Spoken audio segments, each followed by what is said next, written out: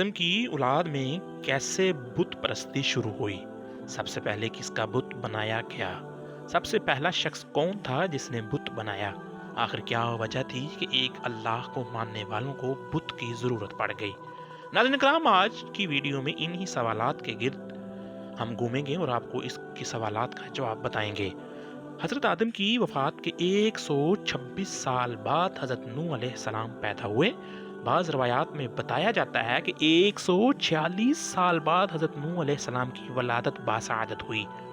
مشہور تاریخ دان نقل کرتے ہیں کہ حضرت نوح کا اصل نام السکن تھا، جبکہ کچھ روایات میں ان کا اصل نام الساکن اور عبد الغفار لکھا گیا ہے، لیکن جب حضرت نوح علیہ السلام 40 سال تک روتے رہے تو ان کا نام نوح پڑ گیا۔ نوح کے لغوی معنی ہے بہت زیادہ رونے والا۔ حضرت نوح کے والدین مومن تھے۔ حضرت نوح کے والد کا نام شیس تھا اور والدہ ماجدہ کا نام قیوش بنت قابیل تھا۔ حضرت اللہ تعالیٰ نے حضرت نوح علیہ السلام کو تب نبوت عطا فرمائی جب بتوں کی پوجا عروج پر پہنچ چکی تھی۔ ہر طرف شرک کا بول بالا ہو چکا تھا، لوگ گمراہی میں ڈوب چکے تھے۔ سوال یہاں یہ پیدا ہوتا ہے، آخر اتنی جلدی انسان بتوں کی پوجا میں کیسے لگ گئے؟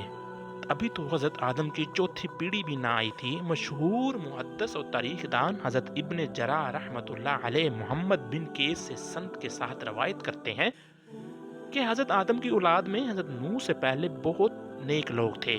ان کی پیروی کرنے والوں کی تعداد بہت زیادہ تھی۔ لوگ ان کے ایسے ہی مانتے تھے جیسے نبی کی باتیں۔ نعوذ باللہ، یہ تعداد میں 5 تھے جن کا نام ود، سواح، یاغوث، یوں اور نصر تھا۔ لوگ ان سے بے حد محبت کرتے تھے۔ جب ان 5 کا انتقال ہوا تو لوگ رنجیدہ رہنے لگے۔ شیطان نے لوگوں کے دلوں میں یہ بات ڈال دی کہ جن جگہوں پر یہ لوگ بیٹھا کرتے تھے کیوں نہ ان کی جگہ پر ان کی نشانیاں رکھ دی جائیں۔ شروع میں کچھ نشانیاں رکھی گئیں جو کہ ان کی استعمال شدہ اشیاء تھیں۔ بعد میں ماہر مجسمہ ساز بلوا کر ان 5 بزرگوں کے مجسمے بنوا دیے گئے۔ انہی 5 بزرگوں کے نام پر ان مجسموں کے نام رکھ دیے گئے۔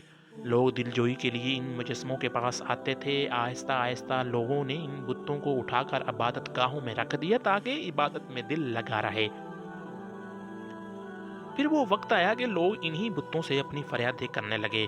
پھر اس کے بعد میں آنے والی نسلوں نے ان بتوں کی پوجا شروع کر دی۔ یوں دنیا میں بت پرستی کا آغاز ہوا۔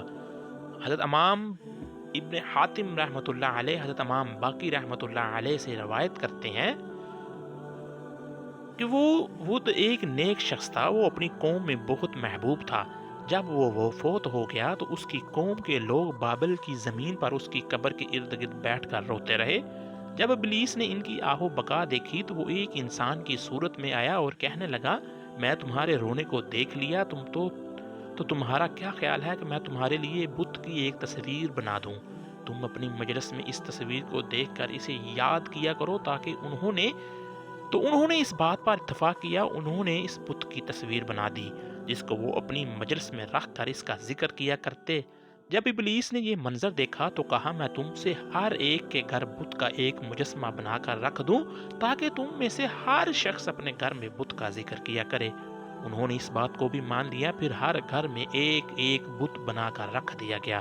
پھر ان کی اولاد بھی یہی کچھ کرنے لگی۔ پھر اس کے بعد ان کی جو بھی نسل آئی وہ تو بھول گئی کہ وہ ایک بت ایک انسان تھا، اس کو خدا مان کر اس کی عبادت کرنے لگے۔ پھر انہوں نے اللہ کو چھوڑ کر اس بت کی پرستش شروع کر دی۔ پھر اللہ پاک کو چھوڑ کر جس بت کی سب سے پہلے پرستش شروع کی گئی وہ بت کعبۃ تھا۔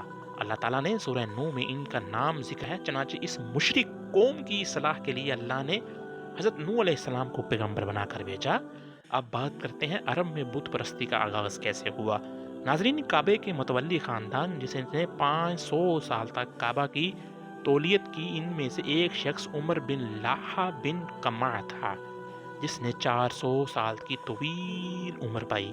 اسی انسان نے کعبہ کو بتوں سے بھر دیا تھا۔ عمر بن لاحہ نے کعبہ میں بت صرف اس لیے رکھے کہ لوگ ایک اللہ کو بھول کر میری اطاعت میں آ جائیں۔ نعوذ باللہ۔ عرب میں ہی پھر اللہ نے اپنے آخری پیارے رسول حضرت محمد صلی اللہ علیہ وآلہ وسلم کو بھیجا، جنہوں نے نہ صرف خانہ کعبہ کو بتوں سے پاک کیا بلکہ ایسا دین ہمارے حوالے کیا جس پر چل کر ہم اشرف المخلوقات کہلوانے کے حقدار ہو گئے ہیں۔